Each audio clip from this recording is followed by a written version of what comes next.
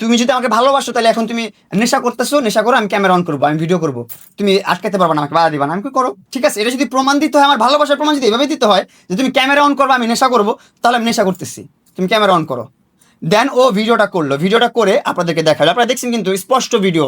সে আমার বিশ্বাসটা ভাঙলো, আমার ভালোবাসাকে অমর্যাদা করলো, নর্মাল ভিডিও। তো ওইখানে বসে তো এখানে ক্রিমিনাল গিরিটা কে করলো, বিশ্বাসঘাতকতা কে করলো?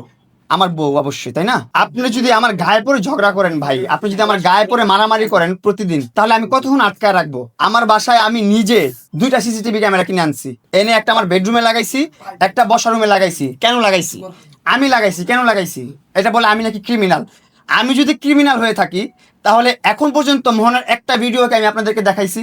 একটা বাজে ভিডিও, একটা বাজে ব্যবহারের ভিডিও বা একটা নেশা করার ভিডিও, কোনো কিছু আমি দেখাইছি আপনাদেরকে? আমি যদি দেখাইতাম তাহলে হইলাম আমি ক্রিমিনাল।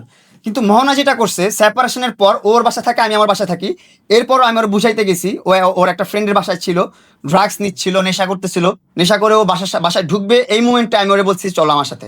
আমি ওরে নিয়ে আমার ফ্রেন্ডের বাসায় গেছি, প্রথম রেস্টুরেন্টে গেছি, খাবার অর্ডার করছি, খাবার খাই নাই, খাবার ওখানে নষ্ট করে সব খাবার। তারপর একটা ফ্রেন্ডের বাসায় গেছি, যাওয়ার পর আমাকে বলতেছে